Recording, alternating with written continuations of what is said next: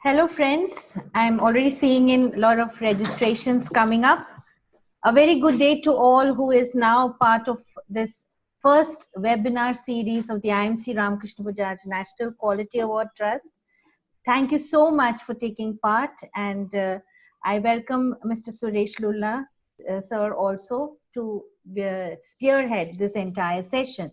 But just before that, a small introduction to the entire program that we have initiated. This is specifically to help organizations and individuals to get a deeper understanding of the IMC RBNQA performance excellence model, starting with getting an introspection into the core values, which is the foundation for the performance excellence model.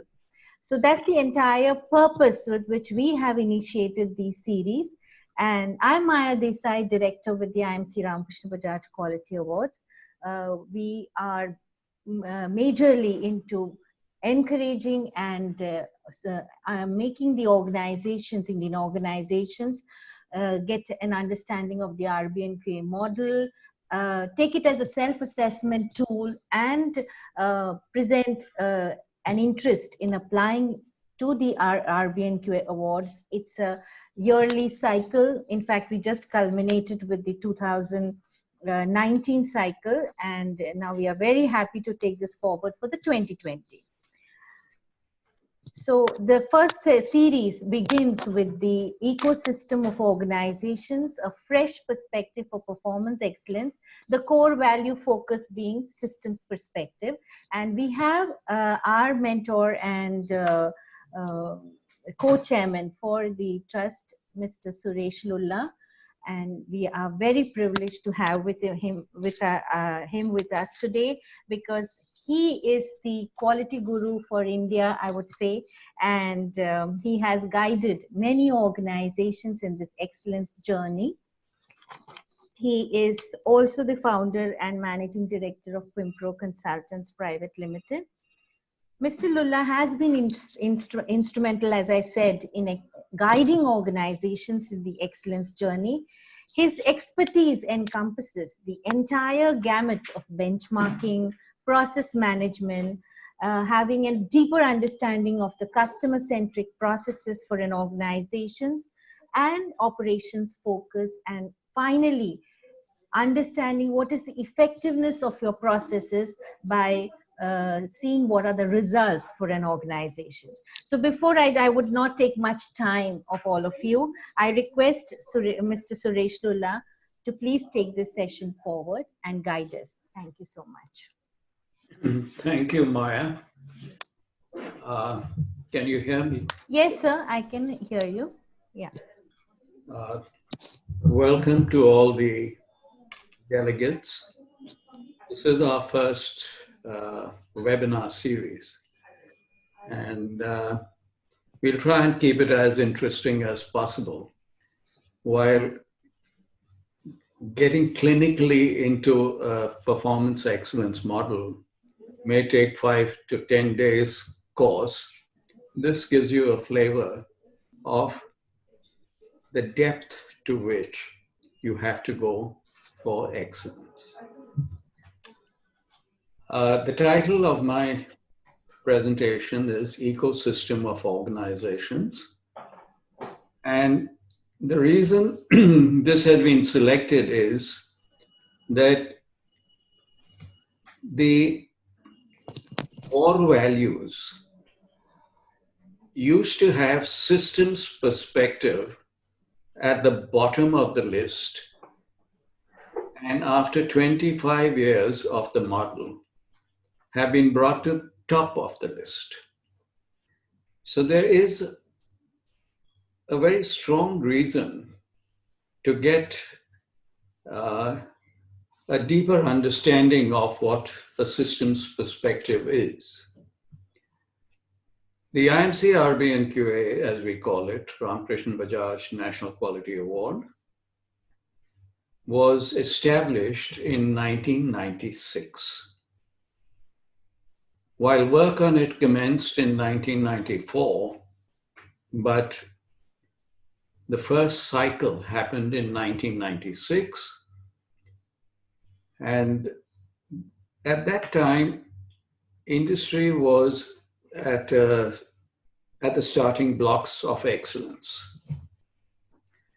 So we had demystified the criteria at that point in time to encourage organizations to move forward. But Indian industry was a rapid learner, and pretty soon we started mirroring the Baldrige criteria. The award is for performance excellence. Now, excellence is not just another word for quality. It's an evolved form of quality where a total organization has quality in their DNA. They support quality in every action they do in an organization. The model that we follow has 11 core values. Now, core values are like the character of an organization. They stay permanent. I like to give it a little additional dimension and say the core values are the soul of the model. The 7 criteria categories are the personality.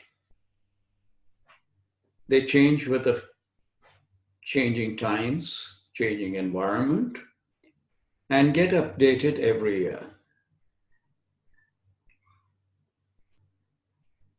Let's look at the core values. As mentioned earlier, the revised sequence of the core values is as follows, and systems, which was at the bottom of the list, is now at top of the list. Visionary leadership. Now, a leader must have a vision of what they want to make of the organization. And leadership here is not singular. It's the collective leadership of the top management. Customer-focused excellence, yes. We believe customer defines quality. Customer is the final inspector. Customer pays your salary. We have to look at a customer-focused model. Valuing people. This is interesting because we say people are our asset.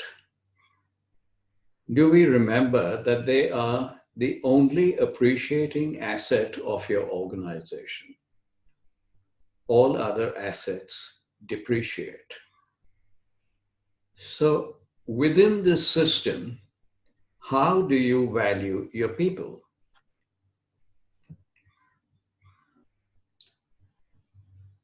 One of the most underemployed assets of an organization is the knowledge resident in the people. Or let's put it differently, the lessons learned. If we have the lessons learned, the knowledge, then we can respond to changing needs in the environment with agility, rapid, fast, faster, better, cheaper. Focus on success, of course, ultimately you need results. And results, let me put it differently, effectiveness precedes efficiency of processes. So focus on success, the results, is not just financial results. In fact, financial results is a fraction of it. You look at customer satisfaction, employee satisfaction, community satisfaction, efficiency of processes, governance of leadership, yes, and financial results.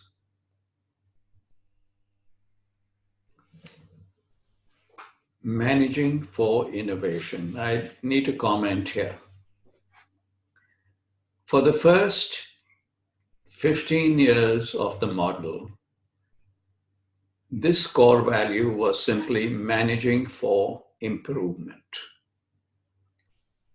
It is the only core value that got updated to managing for innovation. Over these years, all core values have been stable, but they have been reclassified this year.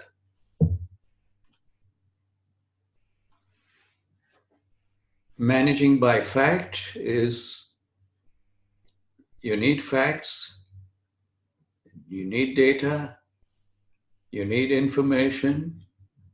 Data processed with tools gives you information, and that information ultimately, when applied, makes it knowledge. You have to bring the data first.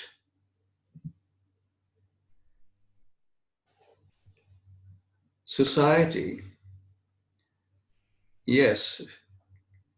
How responsible are you to the society that surrounds your organization? The society has given you permission to exist, remember that. And unless the society is happy through probably job creation, skills enhancement, etc., they will be very uncomfortable with your presence. And of course, ethics in how you perform and transparency. And you are, the more the chances of approaching excellence. Ethics, I need not add anything more to that. We need ethics in our organization to win the trust of the people. And of course, we've got to deliver value to the customers and brilliant results. So now let's look at that first core value, systems perspective.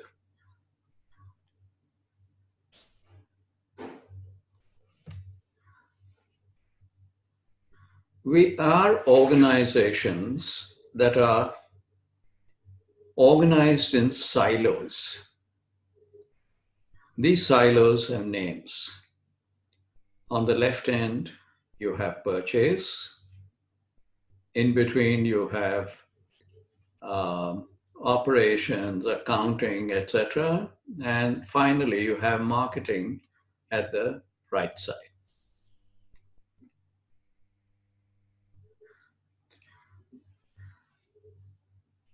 The big breakthrough that happened is when the Japanese realized that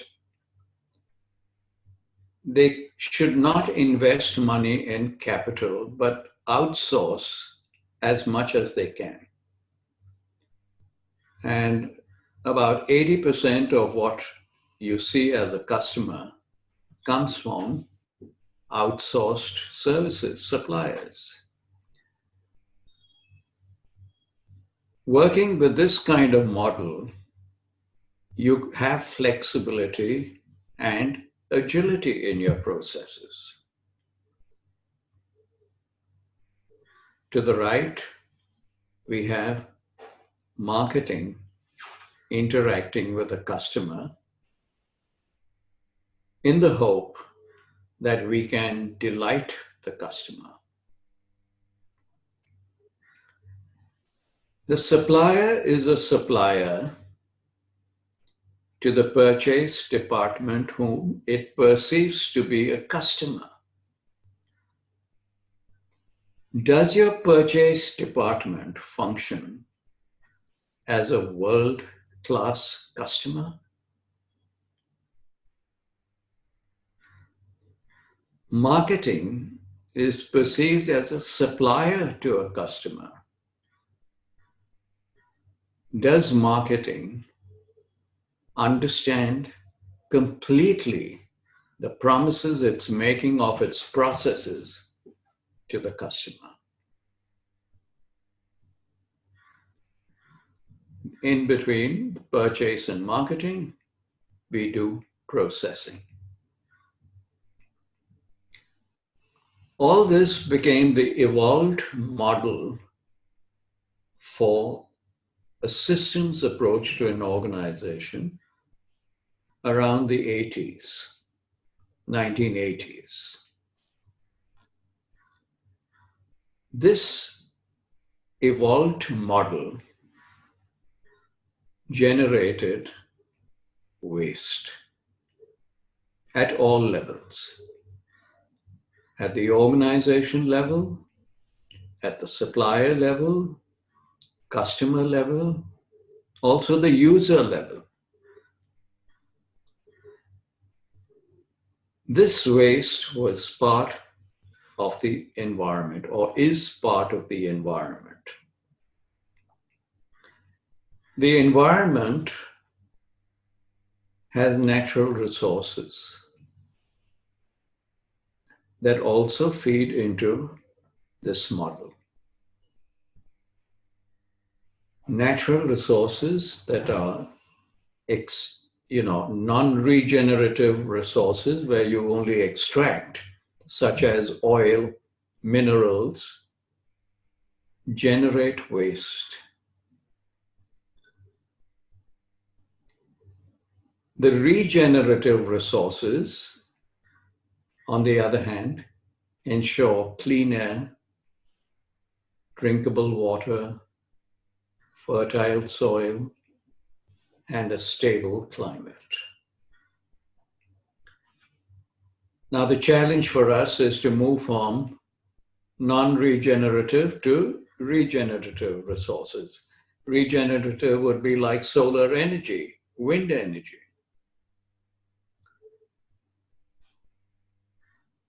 The organization working within an environment impacts society.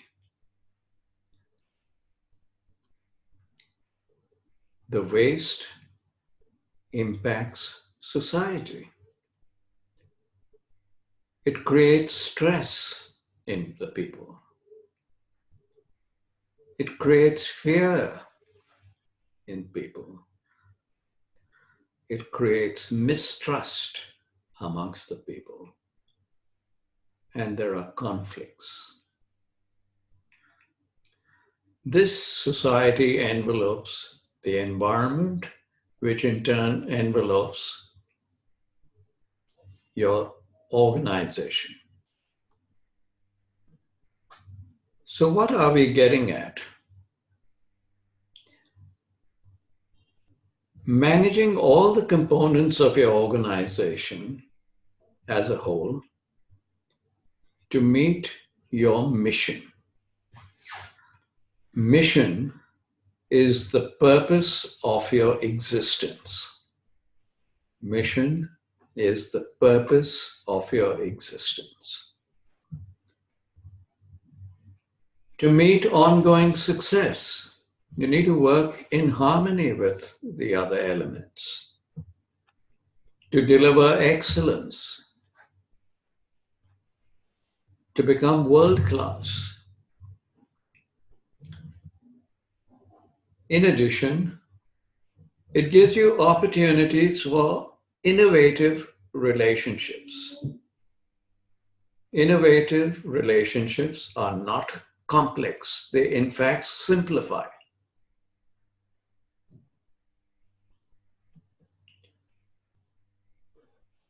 Continuing on demystification, understanding business attributes such as core competencies. I'd like you to think of any world-class organization in any part of the world. The core competencies of world-class organizations are their ability to understand customers,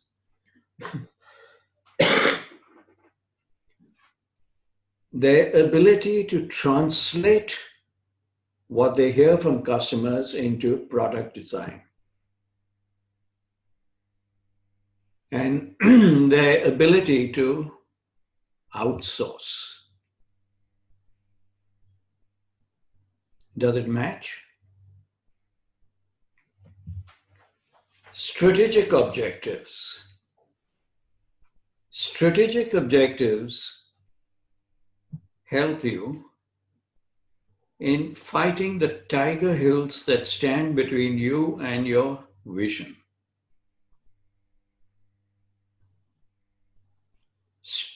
Strategic objectives. You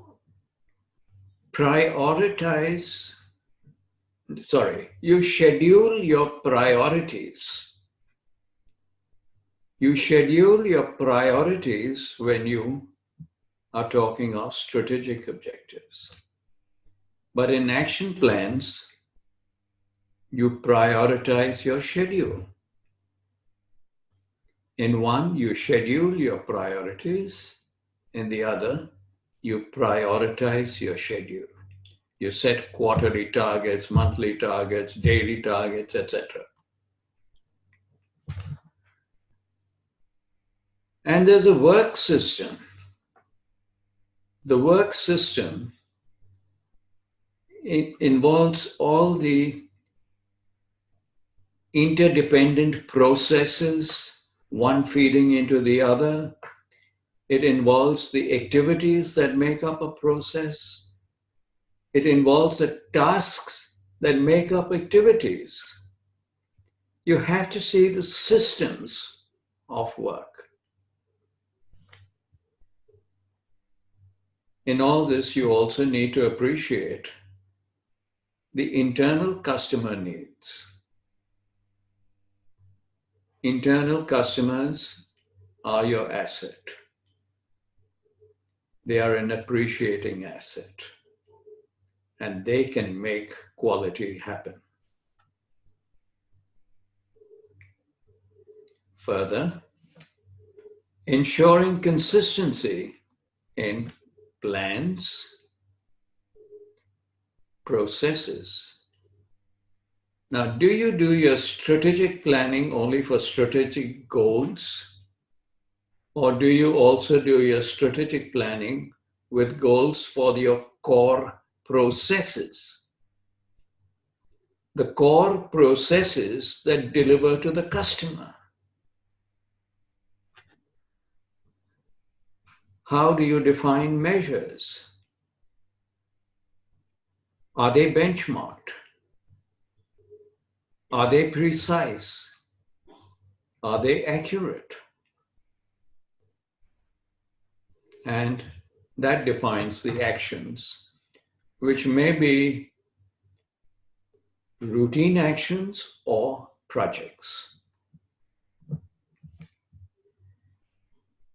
Individual components of the performance management system must operate in an interconnected, unified way with a win-win for each of the components.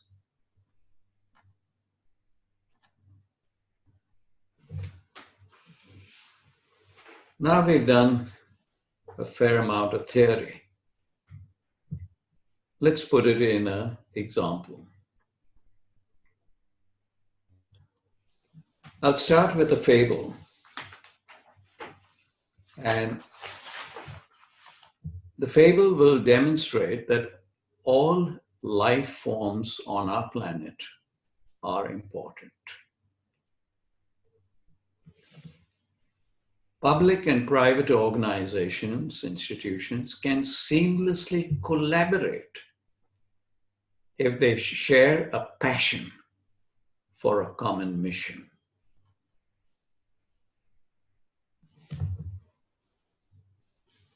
The title of this fable is daughter with child. I have heard the story from an important member of the Kimpro fraternity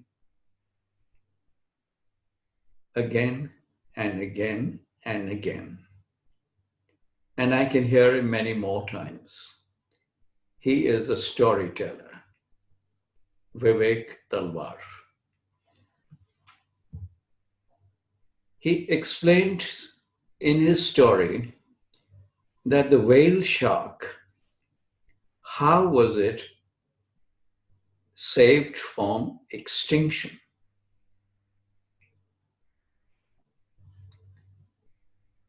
The whale shark is a very mellow creation.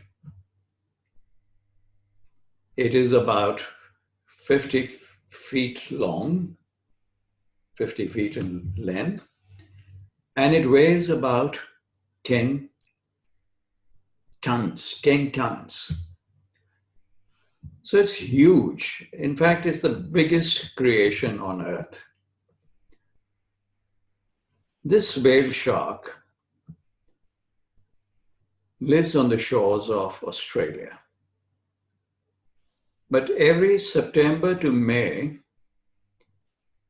it swims all the way to the coastline of Saurashtra, where it comes to hatch and to procreate and, save the species.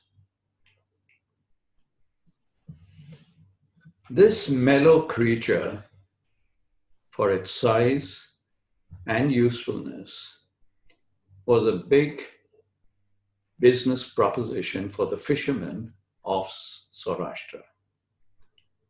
They would kill this creation and they would make profit of it and live happily in that region. They, on an average, killed 1,200 whale sharks per year until the turn of the century.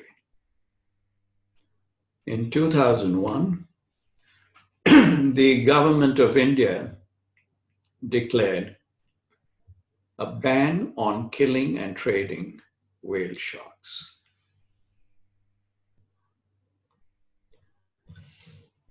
Soon thereafter, the managing director of a chemical plant in Gujarat took it upon himself to save the whale shark. He wanted a project that would be considered world-class for conservation. World-class, saving the largest creation on Earth, 10 tons, 50 feet long, and very mellow. So he tried to co-opt his employees, and they listened carefully. He also engaged with very unlikely partners. The Wildlife Trust of India. It's logical that they'd be there, but very unlikely that they would work. The Coast Guard, the Indian Navy, and the Ministry of Environment. Apart from giving finance, they also invested time. Invested time engaging the fisher folk with street plays, balloons, all kinds of communication that was appropriate for our fisher folk. But that change had its own majestic pace, and the miracle happened when a spiritual leader, Murari Babu, was co-opted. Murari Babu in his discourses, explained to them that when we have our daughter coming home with child, we welcome her and we make sure that she is happy and the child is delivered in a healthy manner, and her mental condition, her physical condition, everything is looked after with joy. This hit bullseye with the fisher folk. Today, they see the whale shark as a daughter and they protect it as they would have their own child.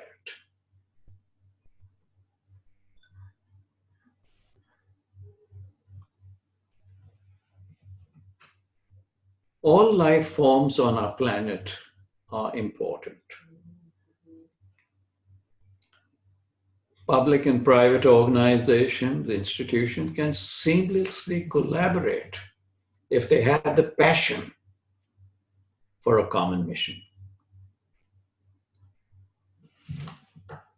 Seek commitment first.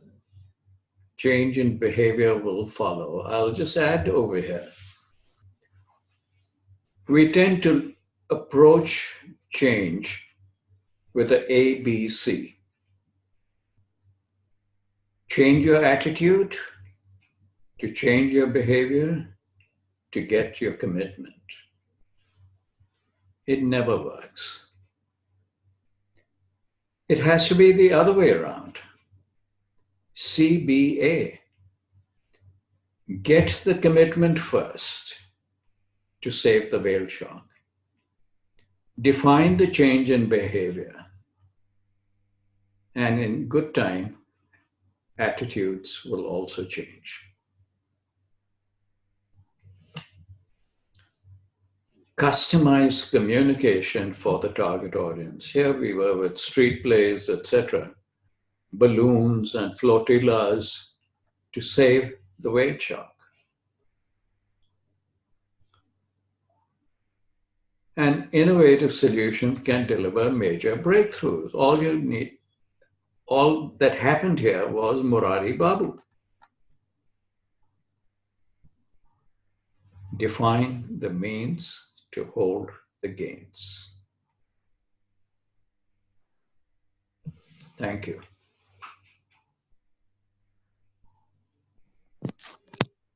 Over to you, Maya. Yes, thank you so much, sir.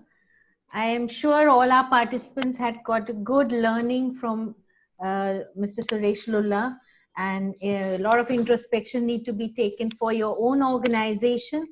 I would just like to sum it up that what we understood is the systems perspective now is showcasing an interconnected ecosystem of organizations that presents opportunities for new and possibly innovative relationships. So we should manage all our stakeholders and try to bring as many benefits from the opportunity that comes up with all these relationships. So we now throw it open to our participants for any questions. They will be coming on, but sir, I would like to, we request all the participants to use the Q&A section instead of the chat box. Sir, there has been a question that when there is a change in management, how does it impact the culture of the organizations in all various respects, be it workforce or your business relationships and all of that? So if you can throw some light into that perspective of a change in management in the organization impacting various areas. Let me react in an interesting way, I would say. People are not stupid. Okay. People see what actions the leaders are doing. And they know from the prioritization what is important. Where is the leader investing time? Okay. In the plannings, in the reviews, and the grapevine. The grapevine sends the message down. Okay. People are aligned. People are aligned. They can see what's important. So if you want to change the culture, make sure the leader has the priorities right and is seen to be investing, is seen to be walking the talk. Yes. People listen to what you say, they believe what you do. Okay. Yeah. Okay, sir. There's a question from Mr. Puneet Bhatnagar asking, how do we create a pull for process excellence in organization? Should I How repeat? do you create a pull? Pull for process excellence in the organization. By incorporating innovation also in your process. Oh, okay. You have to think of a process as performing in terms of times faster, in terms of quality better, in terms of cost reduction and cost of poor quality. Okay. So faster, better, cheaper, Okay. and different. It's so easy to replicate, processes of your competitors. You may not even know your best practices. Yeah. Okay. But your competitors know what they are.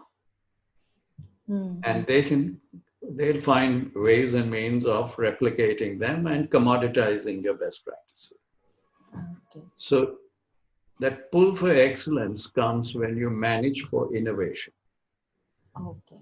And innovation is a right brain activity and is not restricted to your marketing and branding, but it has to be organization-wide. Okay. Sir, a related question to innovation is from Mr. Rajgopal Mukundan.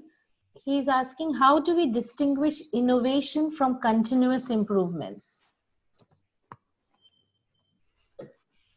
And sir, if I may interrupt, there's a similar question from Mr. Rishabh Aditya asking that how do you influence an organization full of people who are average in education towards adopting the innovative culture?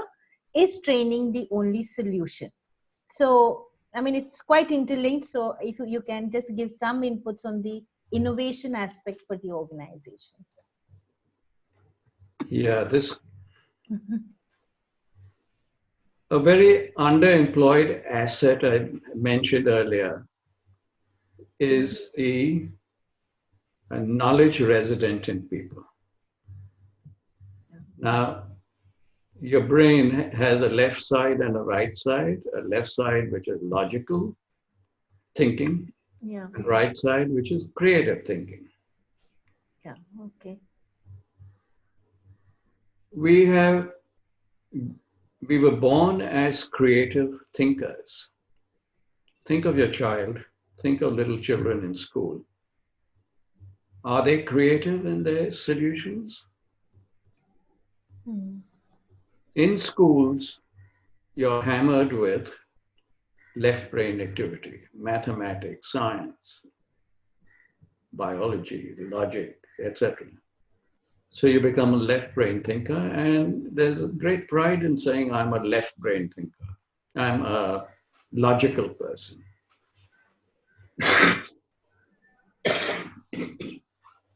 Excuse me.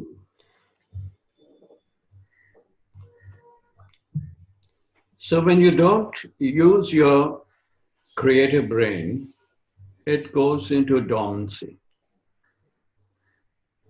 And improvement is a very logical activity where you do incremental improvements, continual quality improvement. Okay. In fact, it shouldn't be seen as something different at all. It should be part of your job design. It should be part of your performance appraisal. Mhm. There's nothing unique anymore about doing continual quality improvement. It's incremental. It takes time. And you have to make that habit of continual improvement. Okay. Now, most organizations have understood this. And when you look at the systems criteria of business or healthcare or education, Mhm. one of the requirements is continual improvement. Yeah. So, what about innovation? Innovation, excellence. You want to be different. You've got to learn to use your right brain in the space of work you control. Hmm. There are ways of doing this. There Hmm. will be resistance initially that why should an accountant be sitting here Hmm. in a group, or a lawyer sitting in a group, or a banker sitting in a group for creative thinking. You have creativity tools Hmm. which ignite your right brain, which help you ideate. Okay. And for where in the normal brainstorming with your left brain, you would have come up with 20 ideas Hmm. in say half an hour. With creativity tools, you can come up with 100 plus ideas in the same time. Mhm. Then comes the question, you've got to harvest these ideas and choose the one that you want to develop into a solution. Okay. That is innovation. The foundation is ideation. Hmm. And the people working on a process, right on the shop floor even, Mhm. can come up with far better ideas than we sitting in our cabins. Yeah. You have to walk the process. You've got to speak to them. You've got to get their ideas. Hmm. Every idea is not accepted. That's okay. 1 in 200 maybe. Hmm. If I may just extend this, Mhm. at Toyota, if they want to come up with a new idea, a Mhm. new or an innovation, they give the problem to multiple teams. Okay. Guess how many? Mhm. Close to 100. Wow. The same terms of reference are given to about 100. Then one is selected. Does Mhm. that mean the rest were bad? No. It's part of innovation. Every idea may not be accepted, but I will keep giving ideas Hmm. Great. for which you don't shoot the messenger when they come up with an idea. Yeah. The culture, the leadership culture has to be one very open to listening Hmm. That's true. Yeah. and internalizing. That was a long answer. Yeah. Thank you so much for this. And now two more questions, interesting ones. What is the strategic objective? How will it help in achieving excellence? Come again? What is a strategic objective? How will it help in achieving excellence? This is from Mr. Nilesh Zode. Yeah. Okay. Yeah. The first step is to have a vision, right? Yeah. True. And defining a vision should be specific, observable, Hmm. measurable. Absolutely. Yeah. It should bring some fire in the belly, and it should be understood by the whole organization. True. The next step is to figure out where are you? What are our strengths, weaknesses? Absolutely. Then you have to identify what stands between me and the vision. Me and the vision. So your tiger hills that stand in between maybe cost of poor quality, maybe cycle time. You're getting the idea. Maybe our warranty costs are very high. So strategic goals are directed at these tiger hills. I will halve, or we will halve the cost of poor quality in the next 200 days. It's got to be a stretch. If you just move with quality and, it can become a farce. It's a total farce then. You're not seeing the bottom line benefits of quality. Okay. If your cost of poor quality is 1/3 your total cost for a failure rate of 1%, you have a hidden plant within your plant dedicated to creating waste. This waste doesn't have an alarm because you budgeted for it. And when it's budgeted for example, incoming inventory, why do you have it? Work in progress inventory, why do you have it? Finished goods inventory, why do you have it? And the whole system involves banks also. Banks give you loans against inventory, so you show more inventory. You're getting to be worse, but that doesn't matter to the bank. So it's directed at a tiger hill. And you need, a tiger hill is a critical success factor. Yeah, sure. Each of which may have 2 or 3 strategic goals. So overall, you'll have 10 strategic goals for a year. Yeah, okay. And the targets you're setting, you should have benchmarked around what is the best kind of performance. You're going to do better than the best. And most of these goals come from, what should I say, not the core of the business. These are the support processes, which are common in hotel and a hospital.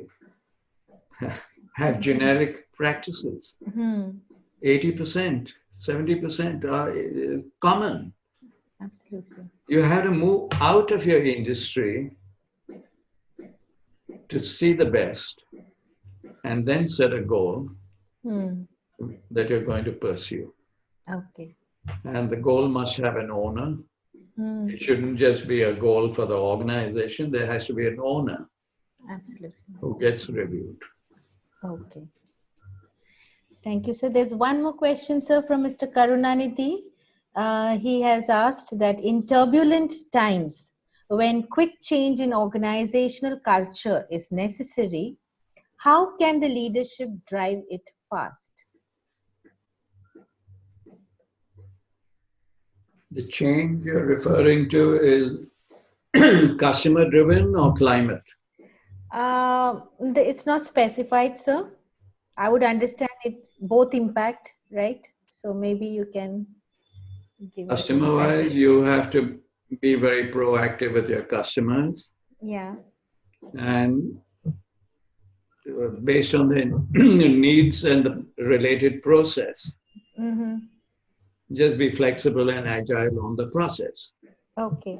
But climate change, which is what the subject of our ecosystem now is, climate change is such a big subject And Greta has told you it's already too late now, right? Yeah, absolutely, absolutely, sir. Yeah. You've And I taken think we should her be childhood away from her. Now, everyone's trying to figure out how to introduce environmental environmental solutions. There won't be. We can't. We can only stop making the waste, but the damage we've done, we've done. Mm. Yeah. And we are seeing the climate. You know, Mother Earth is a customer for us. We haven't listened to her. Mm. We have got so much into our own profits that we want to make Yes, sir. that we're killing our mother. Hmm. So it's a very vast subject, and you know, this regenerative resources and non-regenerative resources. If you're in that business of non-regenerative, you better think twice. Okay, sir. I think we have time for one more question, sir. How should the functional leaders, this is from Mr. Puneet Bhatnagar, how should the functional leaders be? Just repeat, please. Yes, sir. This is a question from Mr. Puneet Bhatnagar. He is asking, how should the functional leaders be convinced on the importance of process documentation in an agile environment?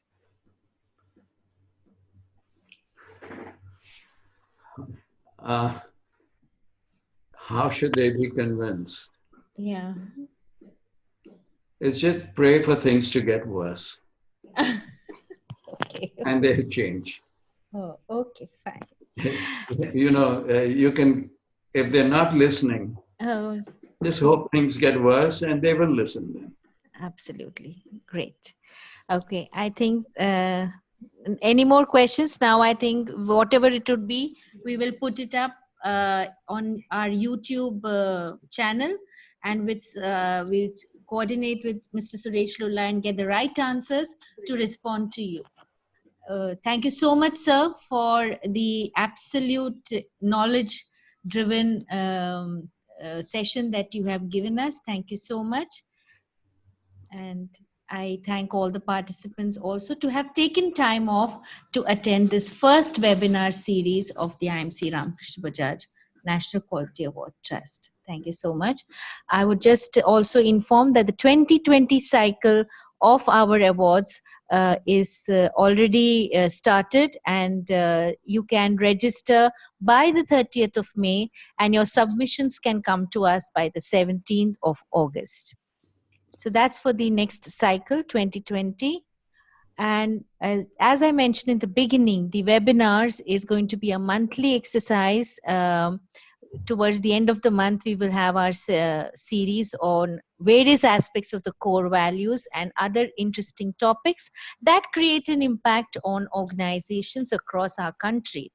So the next session would be on visionary leadership in changing times by Mr. Vivek Talwar, who is the founder of Chrysalis.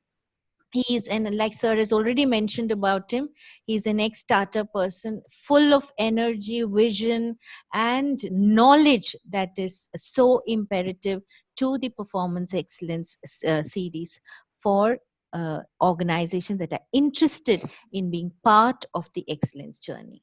Thank you so much. See you next time. Bye-bye. Thank you, sir. Thank you.